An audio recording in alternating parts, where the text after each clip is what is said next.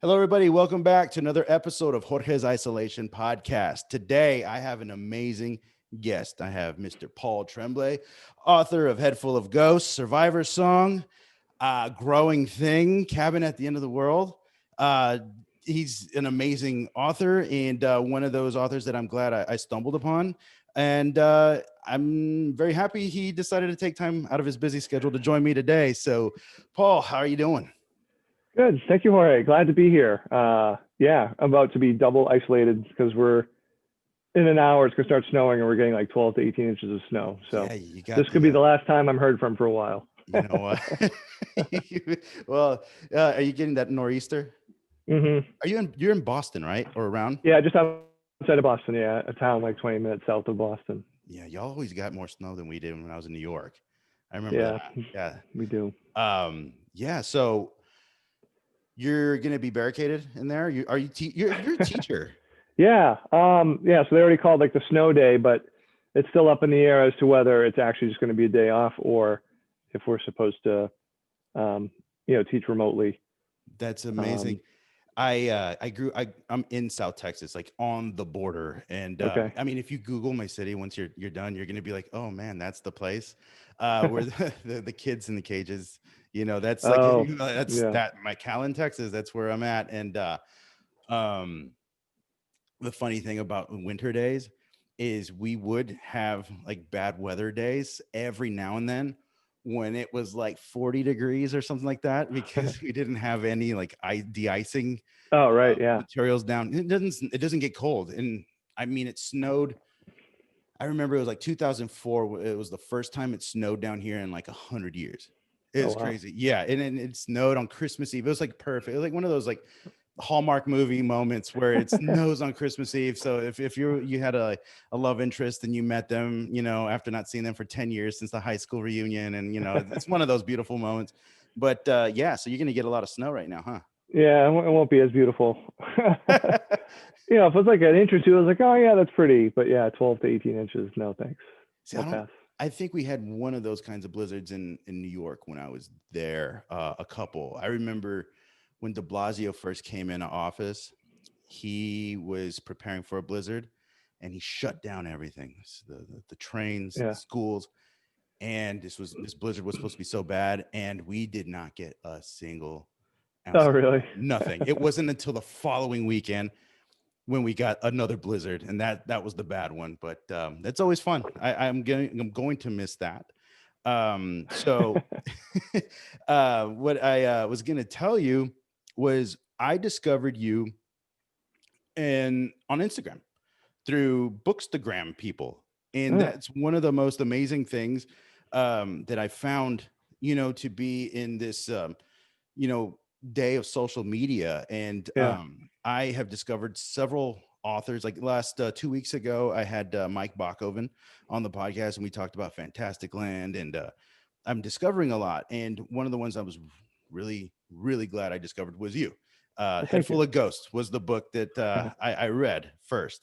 And then I started, following up with everything else. There was a Disappearance at Devil Rock. And then at that point, I think Cabin at the End of the World was coming out. So it's kind of like it was a perfect storm where I could, binge your books. Yeah, that's great. Thank you. Yeah. So how did you get into that? Because you are a teacher. I am. You teach math? And I teach math. Yeah. So how does this work out? Did you always want to be a writer? No, I really, I wasn't even like a reader for pleasure in high school. When I was in high school, I don't know, I grew up I was a teenager in the 80s in this area, so I loved the Celtics. So I wanted to be Larry Bird when I grew up. I spent most of my days, but I wasn't at the time 6'9". So I spent most of my afternoons just outside shooting hoops or watching TV. I didn't have a ton of friends. So those were the kinds of things I did. So I don't know, I just did math because that's what I was good at. Like I chose the college I went to because I liked their basketball team. These are the things you did in the late 80s. Yeah. And it wasn't until like my last class of senior year in college, I was trying to fulfill a requirement essentially. Yeah. And I took an English class, like English 101, Lit 101, essentially. So I was a senior and in there with mostly freshmen, but I don't know. It was like one of those classes, almost like stereotypical. You were talking about the Hallmark Christmas movie. This was the stereotypical English class discovery, Mm-hmm. For a student where the professor was really cool. He was really into punk music, and I was too. So it's kind of like how I felt like I bonded with him, and Yeah, he let me write my papers comparing what we were reading to, my favorite bands and stuff. that's But awesome. yeah, that class. And there was one story in particular. It was Joyce Carol Oates' "Where Are You Going? Where Have You Been?" Mm-hmm. That I read, and I'll never forget finishing reading that story and in my head saying, "Oh wow, I didn't know people wrote things like this." Mm-hmm. And shortly after that, when I graduated, my girlfriend, who's now my wife, bought me Stephen King's The Stand for my birthday. And so, like the Oates story and reading The Stand, Yeah. turned me into a reader. So I went to grad school for 2 years up in the wilds of Vermont. And while I was struggling by the skin of my teeth to get this master's in math, Yeah. I was just reading everything. I was reading all the King Yeah. and Straub and Barker and Shirley Jackson. Yeah. And then when I got done, I got my math teaching job at the school that I work at, and at the same time, I had this weird itch to try writing a story. So Yeah. I don't know. I mean, I guess I've had a want of a creative outlet for a while because I was also Yeah. messing around trying to write music Mm-hmm. and playing guitar. And actually, if I had a choice, I say this all the time. I wish I could have been a good punk guitarist, but I found out I was a better writer than musician. That's really cool. Alas. Yeah. It's very interesting to hear that because we have a very similar story in terms of how old would you say that you were when you started becoming a reader? How old were you? Let's just say, when did you Yeah, get yeah. in? How old were you? Oh, so I mean, the Stand was bought for me for my 22nd birthday. So that was, That's amazing. 'Cause- I'd say when I was 22 is when I became like a reader for pleasure. Yeah. So I did the same sort of like how I became an actor, and like if you've seen like a little bit of kind of what I do. I'm basically, if you can compare my career, my acting career, there's a documentary that I think you would love if you can find it. It's called That Guy Who Was in That Thing. So it's like if you watch it, you see all these actors, and you're like, oh, I know that guy. What's his name though? Like Yeah. who's this guy? I know him. I've seen him in like, so he's in, or it's like you're watching shows like, oh, he's in everything. That's basically my trajectory. Like if you if you're just bored watching a Chicago PD marathon, all of a sudden you'll see my pretty face just pop up in there, Oh, nice. in the meat market, and then I'm getting my stomach slashed open, which was like the closest thing to horror I've ever done, because it was the Coast Art Effects who just did Candyman, and they worked on Fargo. So that's the wow. horror I've done. But the way I got into acting was similar into, I was obviously, I grew up in the 90s with Cowboys when we were actually good. And I was a football guy in Texas. So football was our sport here. Yeah. And I thought I was going to play college. And then obviously, you weren't 6'9". I was only 5'10", and I was only running like a 4.8 40, where linebackers are like about 6 foot, and only 4.8 40. Holy crap, that's fast. Well, yeah, that was like 20 years ago. Now I'm lucky if I can walk down the block without getting winded. But I took a drama class when I was in high school because that was an easy A, and because I was a jock, I was an idiot, and I graduated, and then I got into school. I dropped out, and then I worked like the real world job. I worked at a call center for DirecTV, and it was during football season, and we had a huge blackout. So I realized everyone complaining about their DirecTV service is not what I wanted to do every day for the rest of my life. Right. So I went back to school, and my GPA was low, and I needed to get a higher GPA. So I took an acting class thinking that was how I could get my GPA up, because I remembered it was like a blow off class. Well, that's where I kind of like fell in love with acting.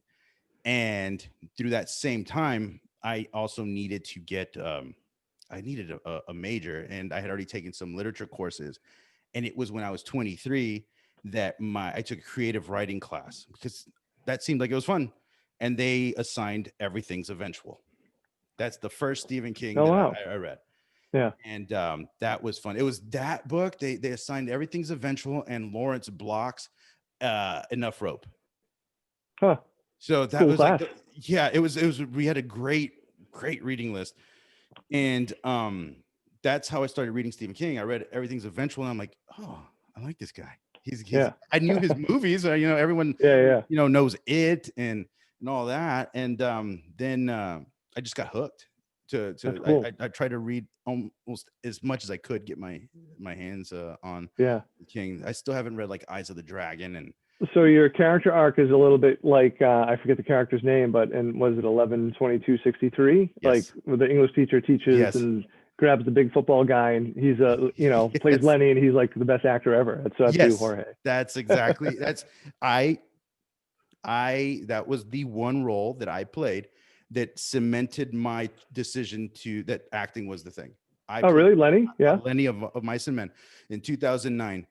Oh, That was wow. like the first time where I decided, I knew that there was those auditions, and I said, you know what, I'm gonna do what you hear about and like on TV, like, I'm gonna get into character, I'm gonna lose the weight and get Yeah. strong because I was 5'10", but down here Yeah. there wasn't not very many tall people. We're just short Mexicans down here, so now it's a different story. Like there's a bunch of tall Yeah. kids. It blows my mind. I don't know. I left Hmm. for 8 years, and these kids just started, I don't know, eating all that, I don't know, hormone induced meat down here. I don't Oh, know. yeah. Freaking giants now.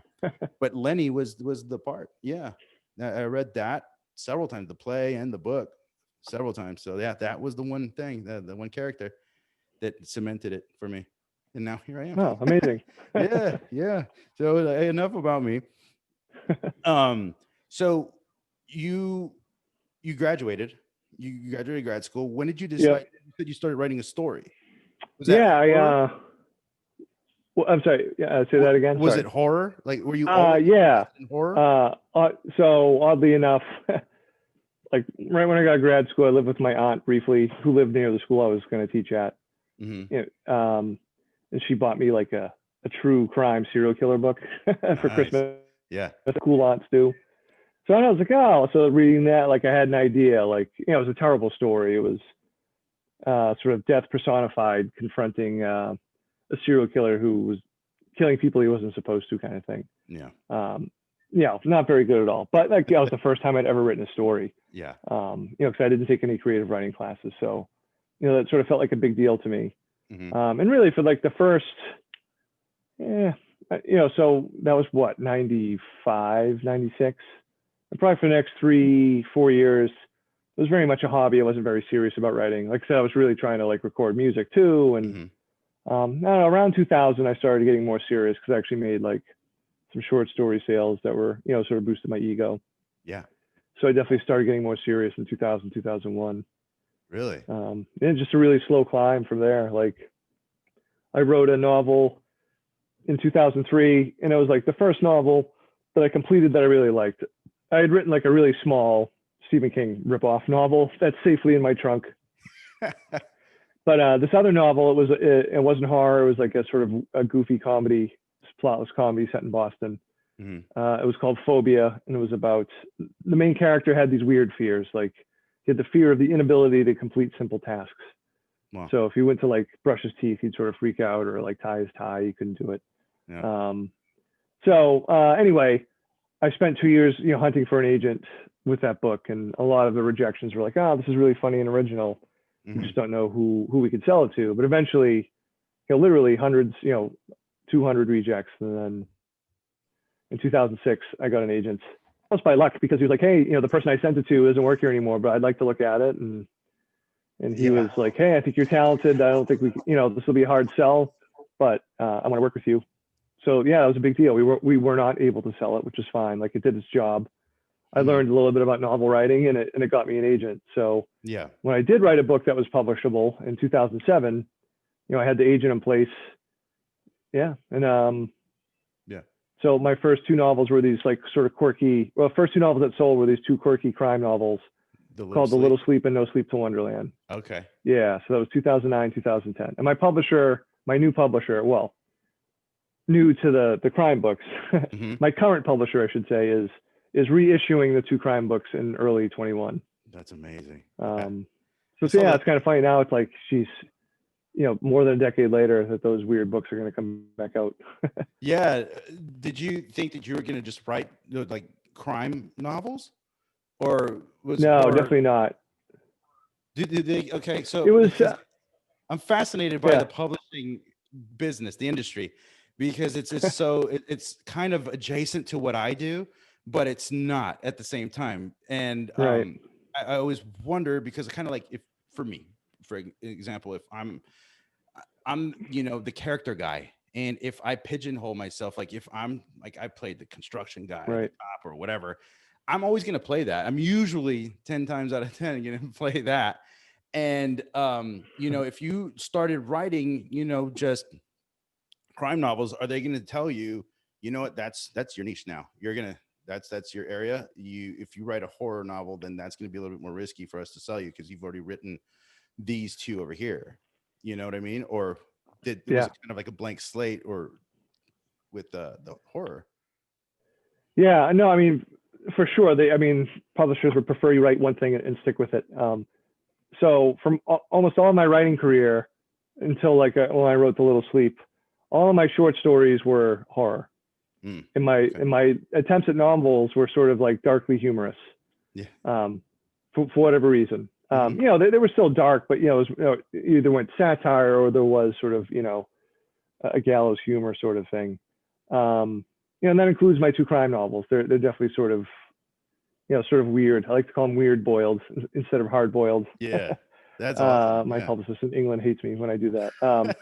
Yeah, so no, like when I sold it to the crime, when I sold The Little Sleep to Henry Holt, who was my publisher in 2009, they wanted a second book. I had I didn't request it. I did not want to write a second book featuring the same character, but I was a new writer. I wasn't going to say no. If they say, hey, we're going to offer you some money for a 2-book deal, it's like, sure, I'll do it. No, so it was very strange to be introduced as, hey, you're this new crime writer, Paul Tremblay. I'm like, God, who the hell is that? Yeah. I just happened to have this idea for this book, and like, frankly, most of the research I did was to read up like a bunch of crime novels that I hadn't read. Reading from some of the, the classics and stuff like that. Yeah. Yeah. So, I mean, partly why I think I was able to publish a horror novel was there was so much, quite a bit of time had elapsed. Those two crime novels did not do well with Henry Holt for a variety of reasons. Not all my fault. No. I get that. So like, yeah, especially in the second book, they gave it no chance. They released it with no publicity. And actually the publisher was fighting with Amazon the week the book came out. So the week the book was out, wasn't even available on Amazon. It was just a nightmare. So no, I spent like a few years, like from 2010 to really 2013, like bitter and sort of licking my wounds. And it was only coming out of that, like coming out of the bitterness.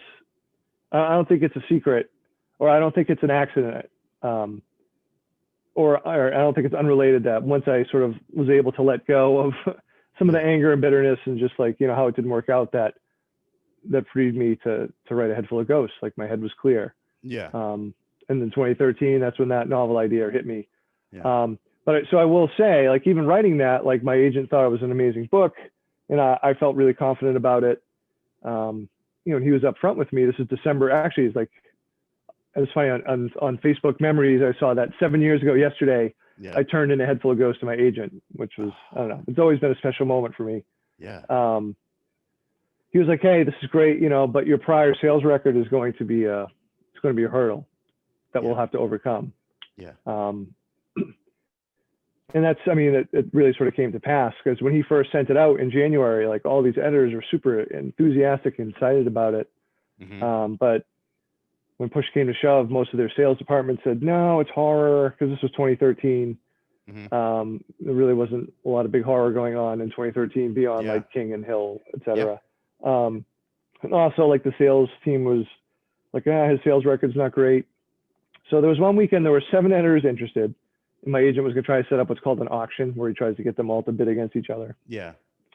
And by the Tuesday, all 7 had backed out. And that was my lowest point. Hopefully that remains the lowest point in my publishing career at that point. Because I just wanted to believe if I wrote a good book, I could get a second chance, Yeah. Luckily, when he went out with another round of submissions, he sent it to my current editor, Jennifer Brell, who's an amazing editor at William Morrow. She edits Joe Hill and Neil Gaiman and Neil Stevenson, bums like that. No, and she liked it, and she basically snapped it up and saved my career. I'll be forever thankful. Yeah, I'm so glad I came across that book. And as I was saying, is like the age that we're in with social media also helped me expand my reading material because, like you Hmm. said, there wasn't a lot of horror out there. Like if you're looking for horror, there's if you go like say I would go to the Barnes and Noble at Union Square. That was my favorite Barnes and Noble, and they had a horror section. By the time I moved, so I moved 1 year ago, pretty much to the day. And at that point, I made sure to go to that Barnes and Noble, I guess a week or two, just to say goodbye to the Barnes and Noble. They had gotten rid of the whole horror section completely. And at Right. first, it was like five racks, like just it was a good little section. Then they had condensed it, and then it turned into a table, and then they just integrated it with just the rest of Yeah. fiction, and it's just shelves and shelves and shelves, and then it's just like it was hard to find anything, where they could guide you to this. And the one thing I was very grateful for is Instagram. Of all the places on earth for Instagram is one of the biggest waste of time for most people because you'll just get Oh yeah. lost and it's a big procrastination tool. I stumbled upon bookstagram people, horror bookstagram, Hmm. and like Mother Horror and I Right. Love This Pod, my friend Bradley, like all these people. Um, they post their books, and I would just look into it, and I saw a head full of ghosts, and I was like, oh, this looks kind of. I like this little story. It's what a reality series about a girl who might be possessed. I can get into that. This is kind of like the Annalise Michelle story, but this is like modern, and Yeah. I read it, I bought it, and it was amazing. And I Thank was you. like, okay, who's this guy? Paul Tremblay. Who is this guy? Let's see what else he's got. And then I got my hands on the Disappearance, and then I waited. What did I think it was 2018 when Cabin at the End of the World came out, Yeah. because I 2018. got Yep. it the weekend it came out. I bought it when I was going. I had a late night shoot for Ray Donovan, and I needed to kill some time, and there was a bookstore there in Astoria, Queens, right by where we were shooting. So I Yeah. made sure I was like, okay, I'm gonna get this book, Oh, and that's I awesome. bought the book. And TV businesses hurry up and wait, and I Yeah. read half the book waiting in the trailer. And they called me to go, shoot my scene. It's like Leah Schreiber, and I'm in the car and I didn't need money, and that was it. And then on the way home, I took the train home. I finished reading it. I stayed up all night reading it, and it was just amazing. Wow. And it's one of those books. That book, Fantastic Women, and you, Caroline Kepis. I like people are always asking like, what should we read? I was like, Cabinet of the World, Head Full of Ghosts. Read that. Like Thank you. it's they're page turns, and it was a very fresh breath of air like to read that. You know. Well, thank you. I appreciate it. That's a cool story, especially reading it like in the in the trailer for Ray Donovan. Yeah, no, it was it. I was looking for like it's one of those things. I found a new writer that wasn't Stephen King. I mean, Stephen King is the king. Yeah. It's he's hands down. Like I'll buy whatever he buys, but there's also just I think once you read enough King, you kind of come to expect, what to expect most of the time. It's just the story's always going to be creative. It's going to change, Hmm. but you kind of know King's right. You can. That's why they figured out who Richard Bachman was. It's like, oh, that sounds like Stephen King, Yeah. and it's just a new voice, and that was another thing. Like just like Joe Hill, I didn't discover Joe Hill until I did Chicago PD, and I Hmm. read that in my hotel room. I read 20th Century Ghosts. So it's just, I didn't find out about, like, I'm ignorant. I didn't know who Joe Hill was until Yeah. I Why looked would you? into it, and I was like, wait a Right. minute, Stephen King has a son and he looks just like him.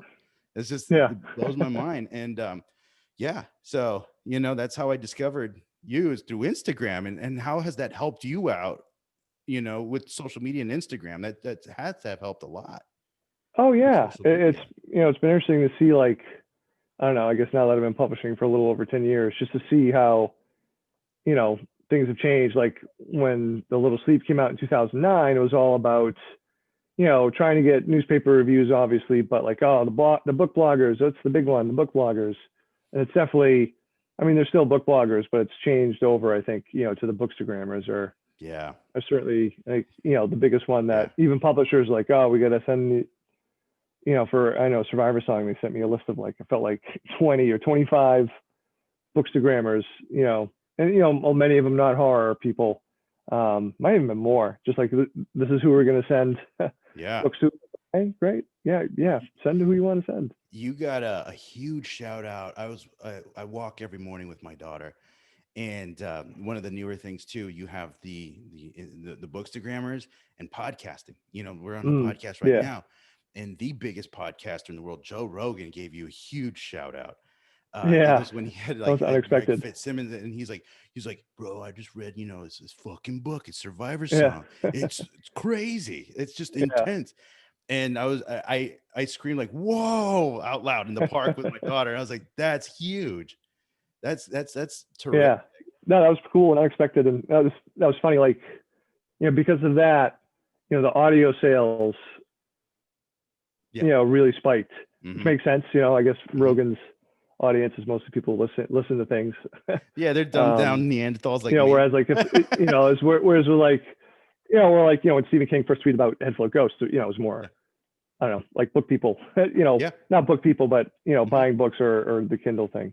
Mhm. But yeah, with Rogan mentioned, I heard from like kids I used to teach. Yeah.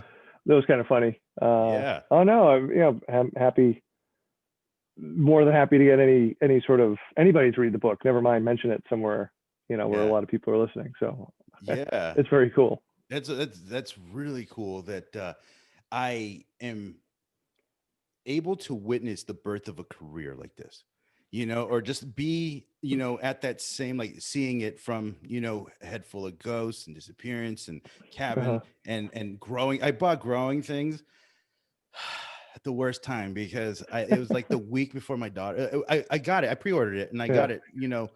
It came out in April or May of 2019 or the Probably like June. June-ish. June. Yeah, I think it was more. Yeah. So my daughter was born May 25th. It was June. And Okay. I got it and it sat on my nightstand for about 4 or 5 Taunting months. Yes. It was just there. And I was like, no, I'm going to read tonight. And then, Yeah. Right. you know how it is with kids. So I finally got around to reading it this summer. Hey, And it's not going anywhere. So that's oh the nice man, thing. yeah, It's not like the bottle of apple cider that I bought like 6 months ago. I'm like, oh no, I forgot about this, and I had to dump it out. You don't have to dump the book out after 5 months or 6 months. Yeah, no, I'm glad I got to read that. And Survivor Song came out this year. And when did you write that? So I guess I got the initial like what if idea in July of 2018. Weirdly, while I was on a train in England, and I was over, I was off the continent of North America for the first time in my life. It was, Wow. amazing trip. But yeah, I also had to try to come up with a book idea while I was away because my deadline was coming and I hadn't started the book yet. Yeah.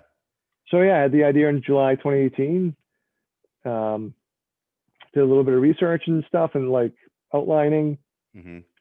and probably started it in earnest in like late August of 2019 and finished it a year later. Yeah. In August. No, I said 2019. I started in earnest in August of 2018. Yeah. Finished it in August of 19. When I say finished it, I turned in my draft to my publisher. Yeah. And then, we did a couple months of edits. So the final thing I handed to them was early November of 2019, to the point where like, they had already printed up copies of the book in early January. So yeah, there's no coronavirus stuff. No, that's went into it. I get asked that all the time. No, that's what I'm saying. Like I know. I mean, I did a couple movies, and I know how that works. Like you shoot these things, or you work on these things years in advance, and it just when the timing is right, it's right. And that this book came out at the perfect time. The idea and just the release, everything was like the perfect timing for this. Yeah, I don't know if it's perfect. I would prefer to have no coronavirus. To be honest, yeah. Yeah, I mean, but it doesn't. It just for me. Okay, so I guess have people told you that though has coronavirus vibes or COVID vibes? Because I can see that, but for me, it's just it adds to the COVID, not the COVID adding to your story. Does that make sense? Like it's not about COVID. But it's let me just say, it's like when you watch a movie and it doesn't scare you at the time, but then when Yeah. you go home and you're by yourself and it's dark, Right. then that's when you start thinking about it. Sure. So if I'm walking now and I see a stray dog and I'm like, okay, and there's been coyote sightings here, Yeah. around my neighborhood, and I'm like thinking to myself, are we on to something here? Is this the start of Yeah. Survivor song? So Yeah. that's what I think about that. I mean, it plays into what the pandemic is. They feed off of each other, I think. Yeah. Well, I mean, I think it's impossible to, like, if you're reading a book now, to not have like what, Mhm. have like what you're going through with COVID life, Yeah. or be a part of the book. Yeah. Yeah. So I don't know. It's weird. Like, I'll never know. I mean, so few people have read the book before COVID happened. So pretty much everyone's read it afterwards. So Yeah. They to the think, point where I know I mean, how could it not affect your reading of it? Where, yeah. I've had some people read it and mention stuff like, oh, it's pandemic, and few people have mentioned the death tolls. And I was like, well, I mean, I can totally get it when you're reading it because it's a fairly small detail. I don't make mention of it like 10 pages in a row, but like at one point in the book, and this is not a spoiler, I tell the readers, this is not the end of the world. Yeah. It's not the end of the United States. It's not even the end of Massachusetts. No. And to me, when I was writing it, that was purposeful. Like I didn't want to write I didn't want to write an apocalyptic novel. This was a virus outbreak. And to me, I felt like the fact that it would sort of get, if not cured, at least sort of handled, makes it, I don't know, more poignant and more scary for the characters. Like if some of the characters who don't survive, if they could have just hung on for another week or two or a month, they would have been okay too. So to me, that made it seem more tragic. Oh yeah. It's like the ending of The Mist in the movie. Okay. The movie. Yeah, I hate the ending of the movie. You are not the only one. One of my best friends, he hates it, and we tease him about that. It's one of those things we'll bring up in conversations. Like, what? Speaking of great endings, I think one of the best endings ever is The Mist, and he's like, "Shut up," No, yeah, that's like a, non-violent bar fight. Anytime the ending of The Mist comes up, I've had many a discussion about it, like why it doesn't work. But anyway, I mean, I love The Mist, the novella, for one thing. I mean, I love the King story. Yeah. And I mean, the movie's really good too until the ending, unfortunately. No, it's highly contested. Yeah, it is highly contested. It is. And we just love teasing my friend Christian about that all the time. Well, I'm on Team Christian. You can let him know. I'll let him know. He's got a teammate. That's awesome. So are you writing anything right now, or you just are always working on something? Do you work on just one project at a time, which I would? Pretty much. I mean, it's because it's kind of hard. I mean, because I still do teach, and I'm in in the time of year I'm teaching now. So, and I've always been pretty much like a one project person at a time. Like if I'm working on a novel and like I have a short story to write, I sort of put the novel away for a couple of weeks and do the short story. Okay. I don't do both at the same time. So yeah, I signed a new book deal over the summer, and the first book is due in May to my publisher. Mm-hmm. So I'm working on a book called The Pallbearers Club as we speak. Yeah, I'm a good chunk into it. It's definitely different than Survivor. It's purposely different than Survivor Song and Cabin at the End of the World, because those two novels were one, they're short. Well, all my books are short, but they're over a short period of time, right? Both of them, like Cabin is really like a day. A day, yeah. And Survivor Song, with the exception of maybe like a little sneaky chapter toward the end, it's over like 4 to 6 hours, right? Yeah. So, and it's also, both books were very purposefully about the anxieties of living in Trumplandia. And so frankly, when I was finished with Survivor Song, in October, November of 2019, I don't know, I just felt like exhausted. Like I'm done giving that dude and his asshat followers, headspace, like I got to do something else. It still comes out, but I didn't want to be as direct about it, Yeah. So I'd actually had the idea. Job about it. Well, thanks. I didn't see it as, directly just like, this is just one of those like direct hits where you just say like, oh, he's an idiot. You know, Uh-huh. it's that subtle influence. That's what I love about it because it's still both those stories. I still Cabin at the End of the World. Just I had a dream literally last night that was eerily similar to that, where I was in a theater, uh, like a retreat, and it was with a theater company I barely knew, and it turned into like one of the like a cult, like a Nexium cult, and they Oh were man. attacking people, and I woke up and I started thinking this is perfect for today because I am talking to you, and I thought about Cabin, uh, man, that book it's intense. Just Thanks. and it's just like when you think that one thing, it couldn't get much worse, it does, and then it keeps going, and it keeps going, Right. and it keeps going. And I love you have a great way of ending a book. I really Thank love you. it because they're ambiguous. You Yeah. decide. It's almost a Head Full of Ghosts was where I really noticed it first, and it's just like, oh, okay, I want to see how they play this out because it's they're turning into a movie, right?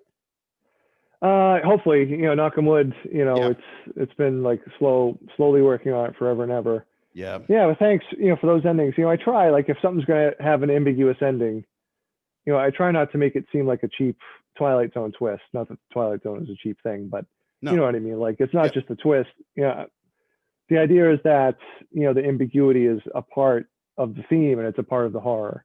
yes, Um, and without getting too spoilery, like for me, Cabin ends, at least I don't think it ends. I mean, it ends in some ways ambiguously. I don't think it's ambiguous in terms of what the real story is. And to hmm, me, the real story is the choice, and that's all I'll yes, say.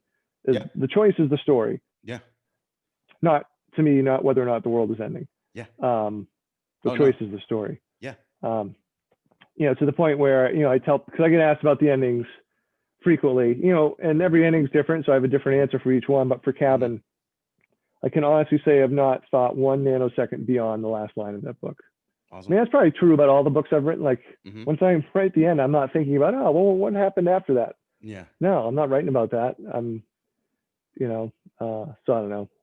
I don't That's know where that ramble went, but that's where I went with the ramble. no, no, no. That makes total sense. I appreciate that because a lot of time, I mean, you took literature courses. You had I college took one professors. anyway. You took one. I took a bunch, Yeah. and it got how it is in with college professors, and I would love to write a story myself about this. Is where how these professors always will like try to find meaning in every little thing, it's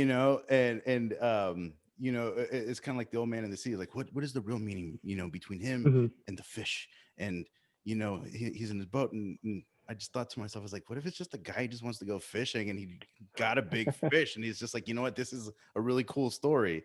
Right. But it also reminds me of Flannery O'Connor's um, uh, uh, the Wise Blood. I haven't read that one. Yeah, Wise Blood. So it's a trip.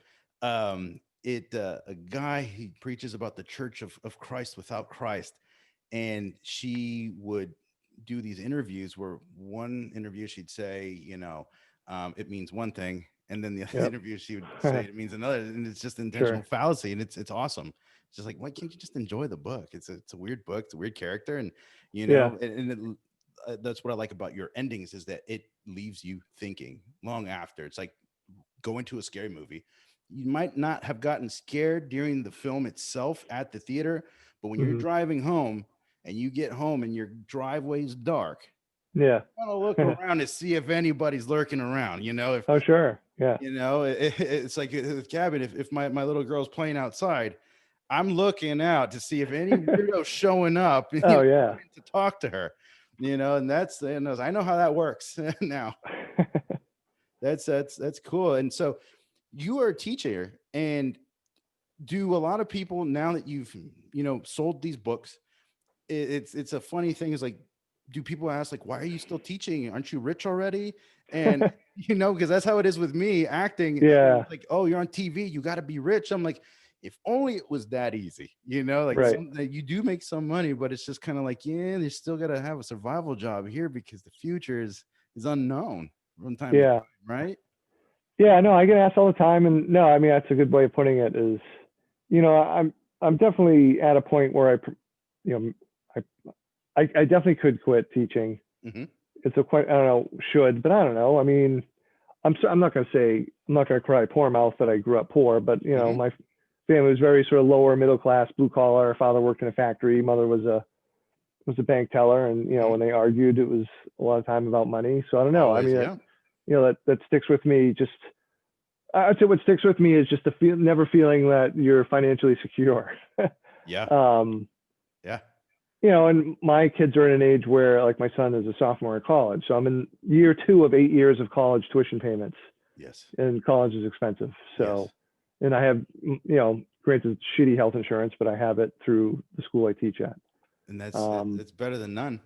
yeah. So I mean, Yeah, I do like teaching too. But I'm certainly strongly considering. And I mean, if a movie were to get made, I think that yeah, would certainly push me towards, okay, yeah, I'm going to try to make it go yeah. writing full time. But it's also, I mean, I'd be nervous, like, because I have the safety net, like, if my career just crashes, no one wants to read my books anymore, I still have this job. Yeah. Um, and then, but if I quit and all I'm doing is writing, it's like, oh crap, what am I Yeah. going to do now? Yeah. Um, No, I feel that. so I, yeah, I, I go through that myself, like with what I do in terms of acting, where, you know, people, uh, once I was on TV, and when I say I'm on TV, it's not, I'm not like a star of a show. You know what I mean? I'm yeah, that guy who is in that thing, or I'll do guest star, which is okay, but it's not like uh I'm not a millionaire by any means. I'm not even close to being yeah, a thousandaire, and I'll get messages from family members or hints, subtle hints, like, we could really use some help. And I'm like, I could too. yeah, I haven't yeah, worked in the last year and a half. yeah. COVID shut us down. So, I just wondered if that was the same sort of thing where, family member or like friends you haven't talked to since high school all of a sudden are like, you know what, I always knew you could be a writer. It's like you didn't even know that I was writing or acting. Like, you know what I mean? Like, does that happen? Yeah, no, definitely not from like friends or my family are, I don't know, close, and we sort of live very close geographically too. So Yeah. you know, happy to help my mom out when I can. Hmm. But yeah, I haven't really had that pressure. I mean, part of it though is, I mean, the dominant cultural force of the country is film and TV, right? Yeah. So in writing, or fiction, novels, is keeps getting pushed further and further down. So Hmm. uh, yeah, it's funny. I feel like I'm with the crushing dreams, because people who are readers, like, wow, like, I'm a reader, like, Hmm. my favorite writers are like these people that are like shining on a, Hmm. if not on a pedestal, but they're like, oh, these are amazing people. How come everyone doesn't know them? And it's like, Yeah. well, because most people don't read in the U.S. And the Yeah. people that, and even then, out of those readers, that a lot of those readers might just read a book or two a year, or all they read are, you know, John Grisham bestsellers, and the Yeah. pool just keeps shrinking and shrinking. So Yeah. listen, I'm not complaining at all. I've already been way more successful than I ever would have imagined as a Yeah. writer, both in terms of books sold and, fortunate enough to have been paid, pretty well for this last run of books. Um, but yeah, but I don't know. It's a big country, and there's a lot of people interested in other things than Yeah. whatever it is you're doing. Yeah. Unless it's film or TV, I can get like, Unless oh it's fun. yeah, you're on TV. Yeah. Yeah, And that I'm just I get frustrated because people aren't reading as much. I mean, like I said, I wasn't a huge reader in high school. I yeah, didn't start becoming a reader till I was like 23, and I love the fact that there are writers like you, and I get excited. Like you said, that there's this. I nerd out about this stuff, and sure. I mean, I've worked with some really cool people in my career, like my Yeah. short career. I've been doing this for 6 years. Like my first movie was with Morgan Freeman and Michael Caine, and that was awesome. Wow. But I'm equally as excited right now talking to you because I've read your work. I'm there, and I'm excited to see where Yeah. it's going in the future and what the next book is going to be. And I'm just constantly like checking in. I was like, oh, he's going to have these releases. Okay, good. I'm going to pre-order. Like Yeah. this is what's going to happen now. And I try to like tell every single person, hey, you read books? well, why aren't you reading this? You got to read this. I Well, bully thanks. people into doing Yeah. this, you know, like Good. there's a Yeah, few we need it. authors, yeah, absolutely. It's just, the stories are there. And that's what's beautiful about books, is that they're yours and yours alone. You know, you do Right. have a team outside of that once, you know, you get to your editor or your publishers and all that. Sure. But that story's yours. Once it goes to movie and film, then you don't know. You How many Stephen King movies have you seen, and how many books have you read of those same movies? A lot of Yeah. the Right. times, it's not the same No. at all. And I pray that when they make they adapt your work, you have someone like a Mike Flanagan that has the same kind of mind, where they can stay as close to the source material as possible. Otherwise, I'm gonna flip Yeah. out. Like, it's just, especially, you know, with Head Full of Ghosts, I'm just like, oh man. Yeah. I think a handful of ghosts would be hard to do. It's going Yes. to be hard. Well, why say hard? Yeah. You know, you can't take everything in a book in that book Mm-mm. and put it in a 2.5 hour or a 2 hour movie. It's just, Mm-mm. you know, if it was maybe like a limited series or something. Yeah. Yeah. So I get that part of it, but yeah, I don't know. My very limited experience with Hollywood has sort of been like a head shaking, like whatever, like, you know. Yeah. You're just happy it's getting made. Yeah. You know, if it gets made, you know, they've had Mhm. it since 2015. So Yeah. it's 5 years later. So hopefully, you know, hopefully in 21 it films. They're really close. They Yeah. were really close when COVID hit. COVID hit. Yeah. But yeah, I don't know. It's, you know, I'm thinking about trying to dip my toe into like maybe screenwriting or getting more involved in that Mhm. process. But, Yeah. you know, I have to admit that, you know, the idea of every producer and their assistant and the people, you know, who are financing everything, you know, everybody having a say and like what Yeah. the writing of the story is just Yeah. already is like, oh, I don't know how well I would Yeah. deal with that. Not that I'm an arrogant asshole. I mean, maybe Yeah. I am, but I try not to Yeah. be. But I don't know. I've seen a lot of, I don't know, my brief experience, like from other people's screenplays and just in with my own, just like, what are people thinking? Yeah. Like you took this property that's got a lot of great stuff in it. Yeah. You know, a lot of people read it and liked it. So Yeah. why are you, I understand you can't do everything, but Yeah. why are you leaving some of the important stuff out? And more importantly, why are you adding this other crap in? Yeah. No, When and you've it got all this happens stuff in the book. Yeah. all the time. And Yeah. and it's one of those things that I really would love to talk to people on both ends, the actual the author of the Uh-huh. source material, and then the screenwriters and producers, on why they chose to do what they did with certain elements Yeah. of the book.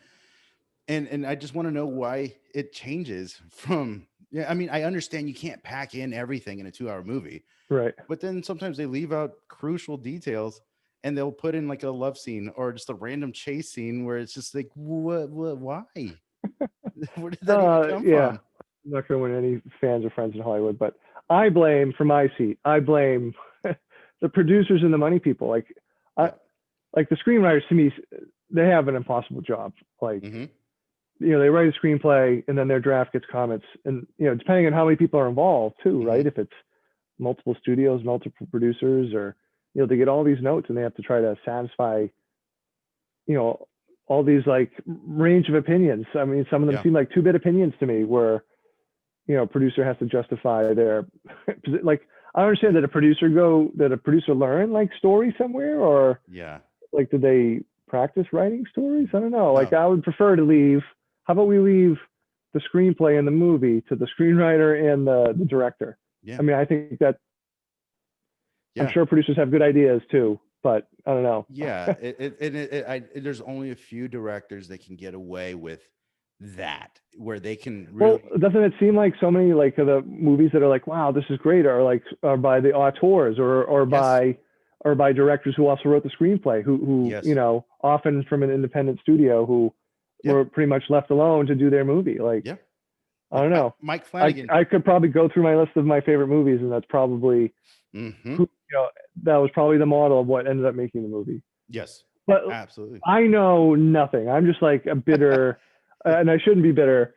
No. I'm just a cranky. I'm about to have a foot and a half of snow dropped on me. That's really the issue. It all comes back to that. Yeah. There was no snow. I'd be like, oh yeah, I'm so excited to work with Hollywood. And Yeah, Hollywood, and it's a trip right now because of everything, because that COVID has dealt us, and Hmm. Hollywood is just trying to figure out how to save their asses, Yeah. really. I mean, how many people have been waiting for Dune? I've never read Dune. I never saw the original Dune, which I need to Yeah. watch the original Dune, but apparently this is the one, Denis Villeneuve thought this was his best film that he's ever made. Hmm. And they're just sending it to HBO Max next year, the same day it Yeah. goes to theaters. And I can understand the frustration there, and it's going to be a lot different for Oh people. no, yeah. In all seriousness, I mean, obviously around the world, so many ways of life have been in fact impacted, Hmm. negatively. And no, my heart breaks for, Yeah, everybody, like, the people who are, camera operators, the grip operators, the yeah, movie theaters. Jesus. yeah. Um, It's uh, yeah, anyone involved with movie making at all, like, no, my heart breaks yeah, for what's happened this year, and obviously the inability for so few things to be able to get made. And if we had a government, again, if it goes back to being in Trumplandia, if we had a sane, rational government, everyone would have been able to stay home for like a month or two if yeah. they had just said, hey, you know what? Don't worry about having to pay rent. Don't worry about this. We'll just Hmm.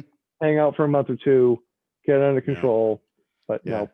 And then that And so led to, now, the economy is in the slow, yeah, crumble mode because of inadequate, inferior yeah. governing. And And I'm being kind when I say that. and then that led to the conspiracy theorists to run amok, and Aye, aye, aye. COVID Yeah, deniers. right. It blows my mind. Here in was it on the well here in McAllen, we were also getting pounded by COVID in July and August. Like we were getting losing 35, 40 people a day, Yeah, and we were in the news, yeah. CNN every freaking day during that time. And now it was happening in El Paso, and you hear these nurses talk about how people are taking their last and final breaths and denying that COVID still exists, and they're dying from COVID. That they're dying from COVID, Uh, and they're saying no, yeah. it's not COVID. Take me away, Lord Jesus. This is like really. How can that be? You're in the That kind of COVID pisses wing. me. It kind of pisses me off, to be frank. Yeah. Like, I guess they're dying. I guess I shouldn't be pissed, but you No, kind of and hope. You don't hope yeah, for justice, but you hope for, like, you would think. maybe you would think, yeah, well, you're getting the Hmm. respirator, but you would think, like, in their heart of hearts, they Hmm. know they're just maintaining that outward. Yeah, that we're Yeah, I can't, I don't even know. to their death, they're still not, they're gonna be unwavered by, other political beliefs, which it blows my Yeah, mind when it comes to stuff like that. that's And America for you. yeah, and Like, it's gonna be interesting the next few months, and see what happens with this vaccine. And mhm. my friend actually got the vaccine, one of the first. She's a nurse Yeah. in the COVID unit down here. Oh wow. And I'm just waiting to see, like, please don't let it be faulty, or have any kind of, I don't know, side effects, because they were rushed. Like, I don't want to, like, I don't want to sound like a conspiracy theorist, but like, Uh I'm like, that's rushed. It's like an iPhone, but with your life. You know what I mean? The first version of the iPhone, I don't trust. I'll wait till, like, like the iPhone 7. Okay, so like there's the huh. iPhone 11, and I'll wait till the 11s, or like till Yeah. they get all the bugs out. So it'll be interesting to see that. Where do you usually find inspiration for your stories, or just, do you always have like a catalog? Have you always thought of certain stories, or are you a discovery writer? Do you map it out, or how do you? Yeah, I wish I had like a store of stories. I'm typically go from like story to story. Mm-hmm. Well, I mean, that's not true. I might have like a few like random ideas I jot in like little notebooks. Those typically don't end up being like the novel though. Those might be short stories. Yeah. So I don't know. I try to do like a lot of brainstorming and just try to stay open to, when inspiration might hit. It's funny, like actually the last two novels, Mm-hmm. I got the idea while I was traveling. Yeah. Um, like Cabin at the End of the World, I was flying back from Los Angeles. My editor had just rejected a novel idea that I'd sent her. Mm-hmm. I was actually kind of relieved because I was like, I don't think I wanted to work on that anyway. So I was sitting on the plane and had my notebook and I was just trying to think of stuff, and I doodled a cabin. I was like, oh, like, maybe think of home. It sort of just snowballed out from there. And like I Yeah. had mentioned with Survivor Song, I was on a train, and that when I was trying to come up with ideas, I actually, with Survivor Song, I was like, well, with Head Full of Ghosts, I sort of took the possession trope, and cabin I used, home invasion trope. What are some other tropes? Yeah. And I wrote down zombie. And like most people, Yeah. I was like, oh, zombie. Yeah. But then I had a what if that I can't say because it would spoil the book. Yes. That sort of, went out from there. So I don't know. I mean, it can be different, but that's kind of usually how I like the novel I'm working on now. I feel like I got lucky. I was at my school and every Monday we have what's called like corporate chapel or something where everyone gathers and they make announcements. Mm-hmm. And a senior went up and he was like, hey, I'm starting this club called the Pall Bearers Club. And I was like, what? Yeah. Tell me more. Yeah, I mean, it's, and like he said, oh, we're gonna volunteer at local funeral homes to serve homeless or elderly who don't have a lot of living relatives. Like, oh, that's really kind of sweet. But in my horror brain, I was like, that's still also kind of like morbid and weird. Yeah. And so like instantly, oh, I have to use that somehow. And that's how sort of this novel that I'm working on started, with a high school kid. So I'm writing this book almost as like a faux memoir Yeah. of the character who's essentially me, but is named something else. Yeah. Yeah, so I don't know. Sometimes the ideas are there for you. They just sort of like fall into your lap, and sometimes I have to sit down and try to scratch and scrawl until something sticks. Yeah. Has there ever been an idea where you had it, but it's just been, there in your mind trying to figure it out for years? Like, I want to do this, maybe like an epic werewolf story or, or just like some kind of epic thing, but it's kind of like you don't want to like ruin, you really want it to be as perfect as possible, but you just haven't figured out like how it's, the middle and the end, the ending or maybe just the beginning and the Yeah, middle. Because I've had a couple of those. I've That's all I have. I mean, I have like one novel idea that I didn't ever get to the outlining phase, but I wrote a lot of notes in my notebook, Mm-hmm. and it would have been like a big sort of epic thing. And I was initially planning on writing that instead of Survivor Song. I didn't know what Survivor Song was, Yeah. but I kept putting it off, and it was partly just me either consciously or subconsciously realizing that I don't think I want to work on this, or maybe I'm not ready. I mean, maybe I'll go back to it. I don't know. Yeah. And I have a few other novels. I did write like a summary for, and I mentioned my editor had sort of rejected it, so I'm not going to go back to that. I've already sort of like used pieces of it anyway, and other stuff, which is fine. Like anything you come up with is, it helps and you can use it. And even if it's an idea that doesn't work, Yeah. it's there. I think as, a creative person, you want to like, even whatever idea you get, I mean, I think it's a good idea to play with it, even if you're not going to use it. Yeah.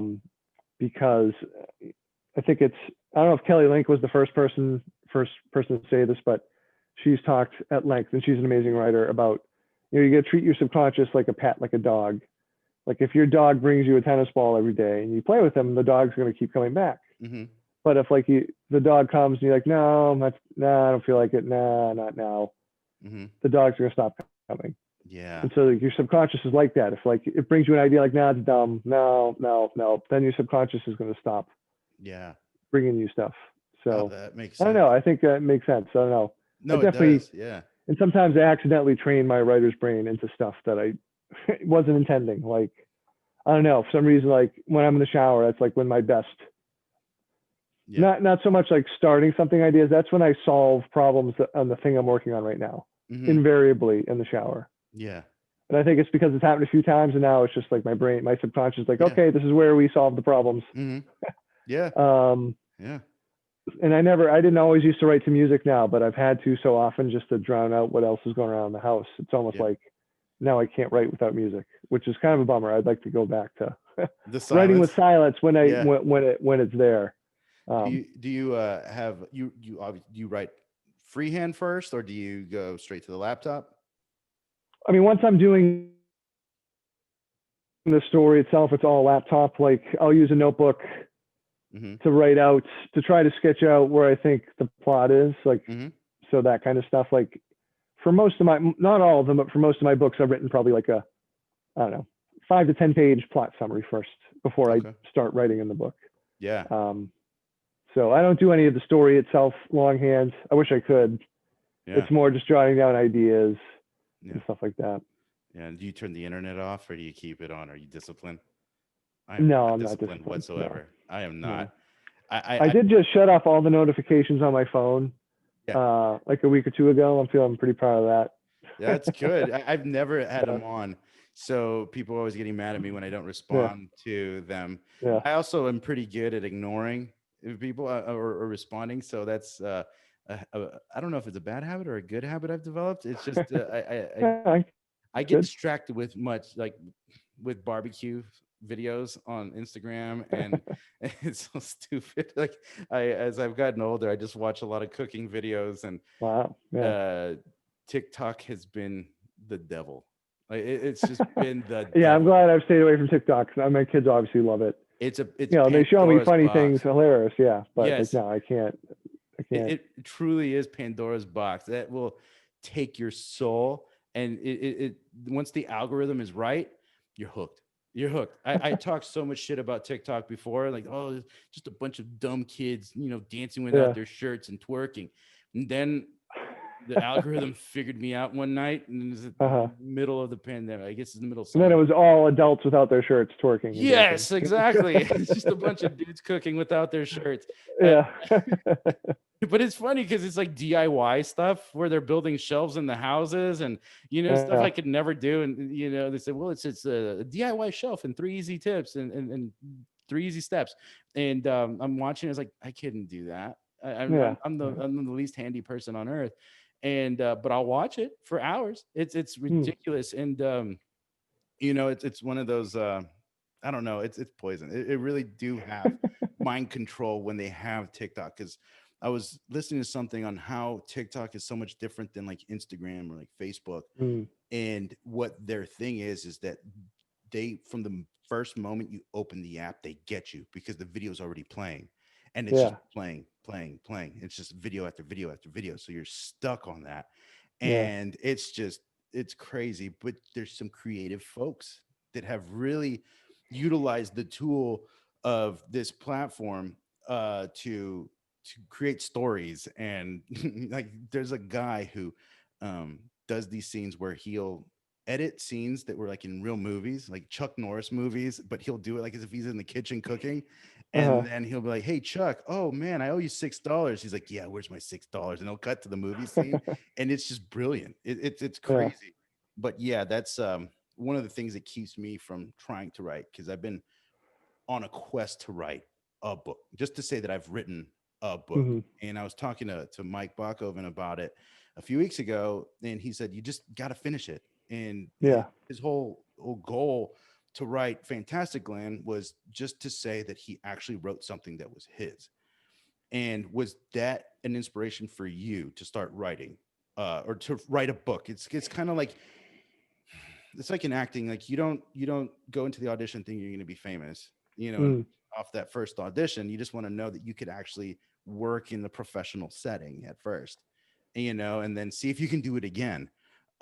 Did you have that kind of thought with writing?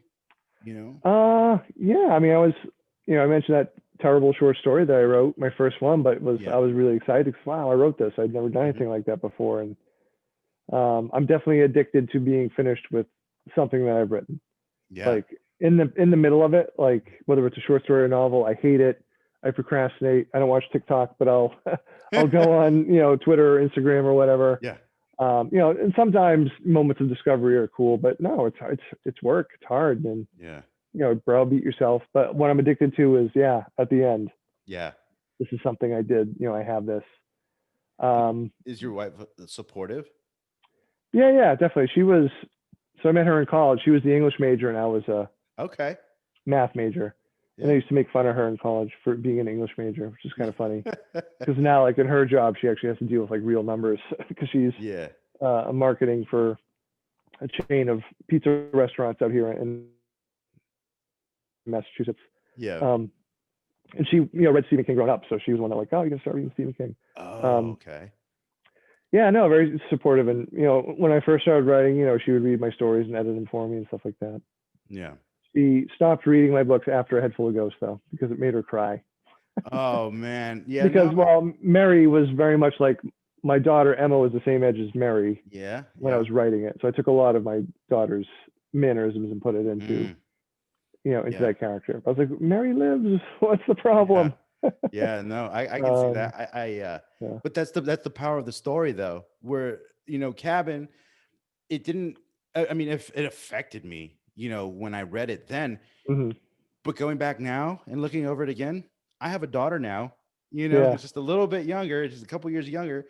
And I'm thinking to myself, okay, like I told you, like when I see her walking on the sidewalk there in front of the house, I'm looking around like, who's that guy over there? Like, who's this weirdo? Keep him Oh away. yeah. You know what I mean? Or when we're in the No, park. having kids changes you. I mean, so for Lisa, initially she used to, like I said, read all Stephen King. Mm-hmm.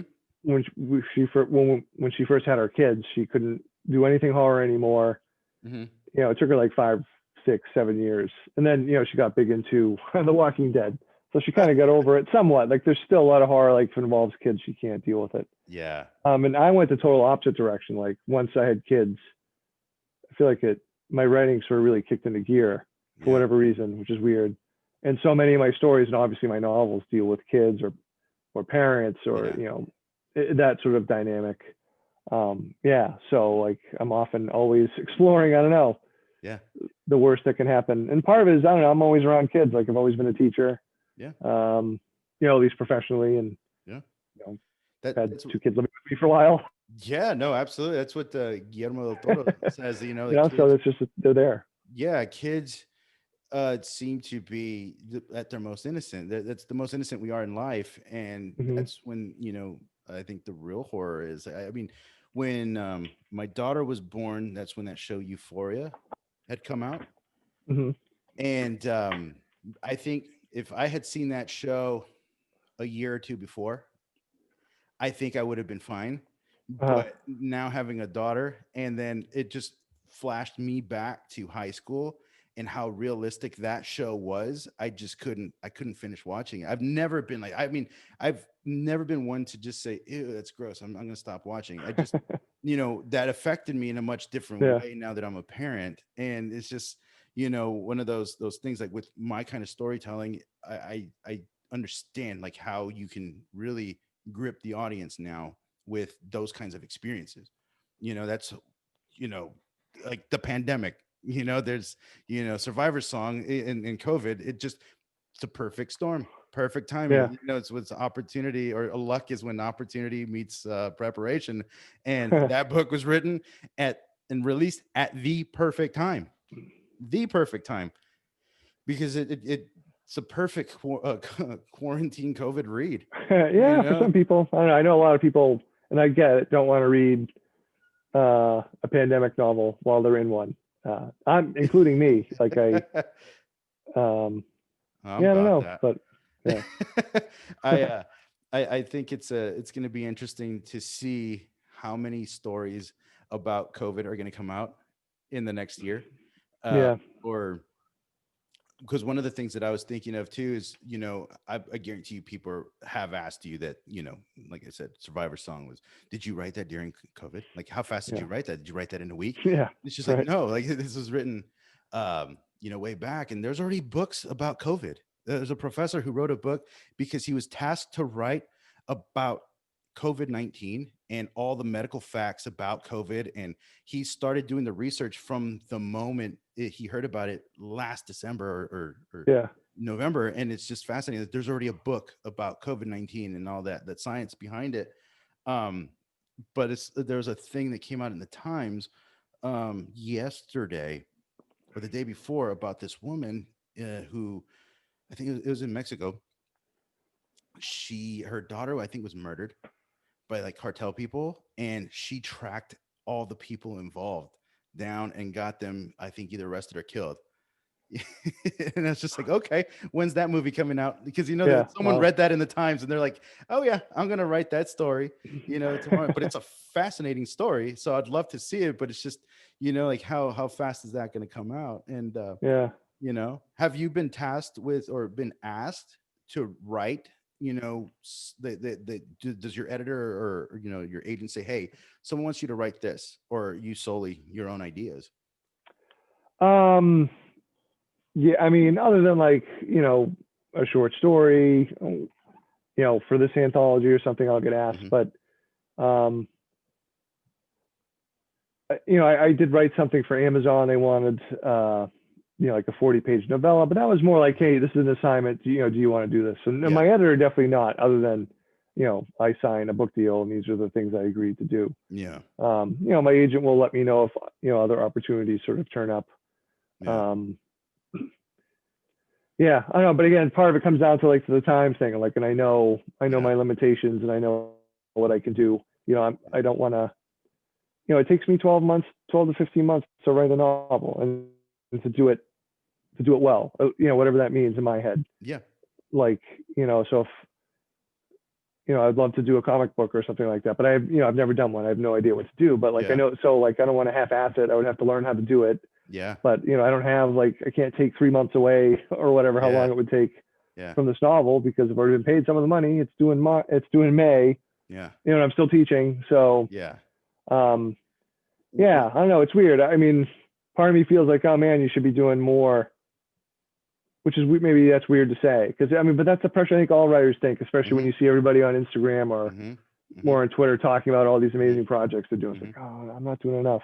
Yeah. And that's sort of the thing you have to overcome. It's like, you got to do, you do, you do what you do, and Yeah, it's a marathon, not a sprint. Is what they always tell yeah, me in the industry. Where I was listening to Joe Rogan and Bill Burr talking about how back in the '90s, Joe Rogan was on is it news radio or something like that, oh and yeah, yeah, he was talking about how his co-stars in the show would read the Variety magazine, and it was the Variety, and they'll talk about this actor just got this big movie part, and this other actor just signed a 3 picture deal with this studio or whatever. And the funny thing is that hasn't changed. Now it's just on social media. And for right, me, in the wintertime, January through March or April, I will shut down my social media because you'll see the deadline articles about like, this actor just booked yeah, series regular for this show, or, this, and it's a lot of time I'm not going in for the same.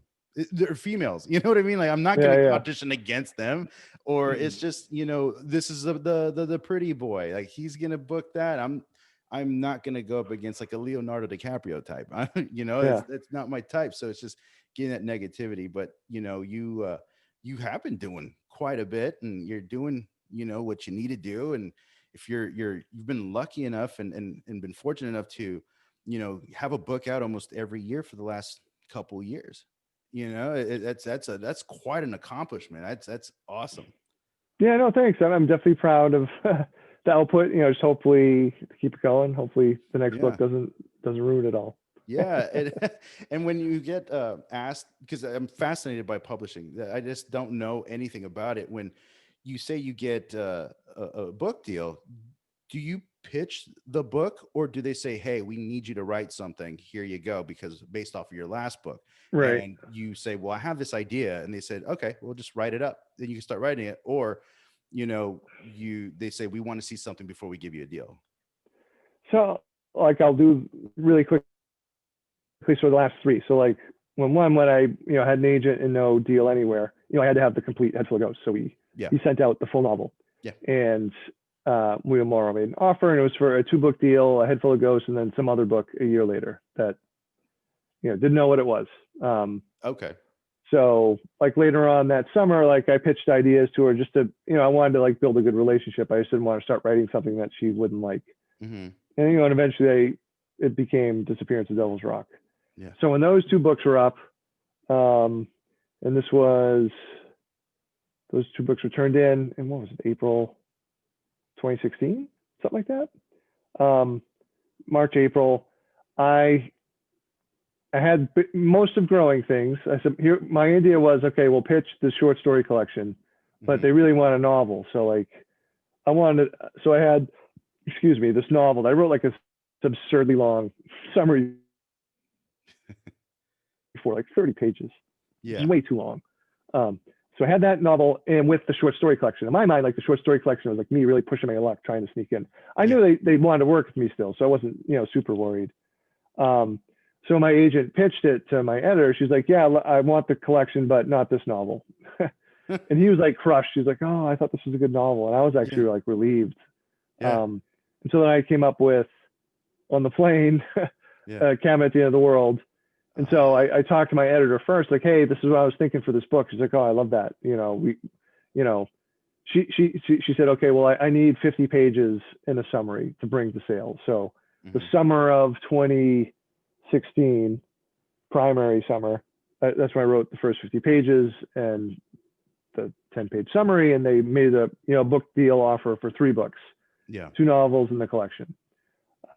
And so now it's, and Survivor Song was the last book. Yeah. So again, like, things went well with Cabin, and Head Full of Ghosts, especially, both those. And so like at this point, my agent was like, we probably only need like maybe the first chapter or first couple chapters or 30 pages in a summary. So we, in May, we sent along the 30 or so pages I had written for the beginning of the Pallbearers Club with a summary. Not super detailed, probably more detailed in the beginning than it is at the end. Yeah. And, because I've already had this relationship and track record with the publisher, that was enough for them to offer me another 3-book deal. Okay. So for this one, a short story collection, I was surprised. I didn't know that was on there, like on her. She's like, oh, we'll do another short story collection. I'm like, you will? Oh, okay. Yeah. So this novel, then the next year I'll have to turn in the short story collection. And then the year after that, another novel. Oh, that's awesome. And then I rest. I'm a huge sucker for short story collections. Always. Not many people are. They don't sell as well as novels, for a variety of reasons. But yeah, I can see that because with the short story collection, not every story is going to be 100% like for the reader. You might like, if there's 10 of them, you might love 8 out of the 10, and then there's the 2 that are kind of like, they weren't as strong. But I love short story collections. It's just the different voices. It gives you a different range. It doesn't always, even if it's like a horror short story collection, there's something thrown in there that's maybe not as gore filled. You know what I mean? And I like that. And Stephen King does that all the time. Or with was it Joe Hill's 20th Century Ghost? He had the pop art story. Yeah, that's a great story. I love that collection too. Yeah. Yeah, that's just, I will always buy the short story collections. I love them. Like, it's great, and I love Growing Things. Growing Things is actually right over here. I have it, and it's been great reading, and I truly look forward to reading the next project, and I hope that we can see a limited series of yeah, that'd be great. Cabin at the End of the World. I would love to see that, and I really hope that Head Full of Ghosts gets the go ahead, the green light to continue, and if not, hopefully I'll book something big enough and produce it myself. You know what I mean? Like, I would love to do that. And do you have, aside from yourself, your inspiration, like 5 other writers or a couple of writers that you recommend readers? Just you talk about people are reading less and less, and I'd love to show other writers love out there, and who you'd recommend. Sure. Well, in the horror sphere, I definitely recommend John Langan. If you like short stories, his short stories are on the longer side. They're more like novelettes and novellas. The Fisherman? Yeah, he wrote The Fisherman. Yeah. But he's had a couple of short story collections out since The Fisherman, which both are great. Saphira and Other Betrayals, and most recently Children of the Fang. Okay. And he does something really cool, like where they're all like the stories are really thematically linked. Yeah. Like he sort of like especially curates the stories as opposed to me just jamming a bunch of stories into a book. Mariana Enriquez, as an Argentinian writer, speaking of short stories, her short story collection, Things We Lost in the Fire, is one of my favorite books of like the last Okay. 10 years. Just amazing. Every story is so different. Yeah. Um, Stephen Graham Jones, Yeah. is one of the best people, one of the best writers. Yeah. Um, Nathan Ballingrud is a writer that I really admire as well. Laird Barron, like we talked Hmm. about him before we started recording. Yeah. Laird does horror, but also like he's been doing some crime novels as of late. Hmm. Nadia Bulkin has a great, short story collection. Liz Hand, I don't read a lot of series, but her series of, it's like they sort of, some of them go toward horror, but some go toward like mystery. Hmm. And her Cass Neary series of books Yeah. all features sort of this like punk photographer Oh, from cool. the 80s. Yeah. Yeah, no, and she's just a wonderful writer. So no, I mean, there are so many amazing writers. I didn't mention. I should have mentioned Victor Laval. He's one of my Yeah. favorites too. Yeah. I mean, in terms of horror, obviously, I think every writer who ever lived is like, oh yeah, the age I'm working in is like the golden age. But Yeah. Yeah. that's sort of like a, I don't know. I guess it's a little bit of a, what's the word I'm looking for? I don't know, arrogant thing to think. But I do think we're sort of in this amazing age of horror. Hmm. Um, that's it's been building for the last 4 or 5 years. I mean, this year, like I think one of the biggest selling books of the year was Silvia Moreno Garcia's Mexican Gothic, right? Mexican I mean, Gothic. Yeah. that was on the New York Times bestsellers list for Yeah. I Yeah. think it was like a couple of months. Just Yeah. amazing. I just read that. Yeah. Um, yeah. So we're seeing a Yeah. lot of really cool horror out now. So yeah, if you're a reader, I mean, what more could you want? Exactly. No, that's what I love about it. And then, knowing that there's all of this horror out there when, like I said, you go to the bookstores now or like the big bookstore, Barnes and Noble, and there wasn't any horror section anymore. They wiped it out. Yeah. And now you have to dig through all the other books and Yeah. it's, I know. I'm sort it's of torn. unfortunate. Like, I don't know. Like, I mean, I like that there's a horror section, but I also kind of like the idea that all the fiction was together. So like Hmm. someone who wasn't a horror reader might stumble across Yeah. your book, but so Yeah. if everything's in the horror section, Yeah. people who like, I don't like horror, they're not going to go. Yeah. No, that's true. I don't know what's better. Honestly, I don't. Yeah. No, yeah. I kind of like the idea of being stuck in there sneakily, that someone like who doesn't want to read horror might Yeah. stumble across that book and then be horrified. Oh yeah, no, that'd be great. I mean, that's how I stumbled across. I blind read, a lot of books too, just to Yeah, to see if I would sure. like them, and that's what's been beautiful about that is just discovering new writers, and that's how I discovered you. It's how I discovered Anya Alborn and Hmm. Mike Bachoven and Caroline Kepnes. Like I didn't even know who what you was, Yeah. the book, and then I read that, and it's Joe Goldberg, the character in there. This is before the series, it came out, Yeah, and yeah, I, living in New York, and then also, when he went to the second book, Hidden Bodies, and he's around all those improv people. I have been around that industry, and yeah, everything he's thinking in his head, I'm thinking, yeah, he's not off with that. The yuppies in yeah. New York, and then you have the improv people that all think they're funny, and then they're not. And it's just like, okay, I'm just not a serial killer like this guy is. And Right. it's great to discover writers, and I really truly believe you're right that this is a golden age of horror writing and horror novels. And I try to tell people read these books, like please, like Thank you. you Yeah. have the time now, and these are people always complain about lack of creativity, like, oh, why is there another you know a reboot coming out, and why is there another sequel to this horror movie? Well, read a book. They're there. These are going to become Yeah. movies eventually. The right people will stumble upon them. They just at least know the original story before Hollywood gets his hands on it and mangles it and Hmm. turns it into a jump scare fest. You know what I mean? It's just it's one of Right. those things. Like, read the books. They're great. And I've had a lot of people thank me for recommending your books. So thank Oh, you for writing thank them. you. Geez. Yeah. I appreciate it. It's been great, and I'm thankful that you took the time out of your schedule and to chat with this out of work actor right now. And Well, I hope you're in work soon. No, thank you. This was a lot of fun. I enjoyed it. Yeah, it's been really, it's been special to me. I'm always going to remember this because, give it another year or two and you're going to be way too busy for this. And so I'm taking advantage of it while I can, and you're available. And can we find you anywhere on social media? Yeah, so on Twitter, I'm at Paul G Tremblay, and that's my handle for Instagram as well, at Paul Awesome. G Tremblay. My dad is Paul N Tremblay, so that's why I put the G in there, because Okay. I'm not a junior. Not Uh, really. that's my dad is Jorge Rolando Chapa, and I'm Jorge Uh, Eduardo Chapa. So not a junior. Yeah. exactly, not a junior. So I feel you there.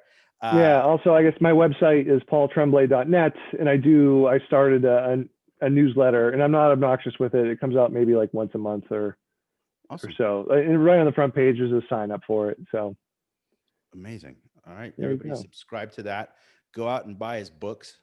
Yeah. Cabin at the End of the World. We got Growing Things. We got Survivor Song.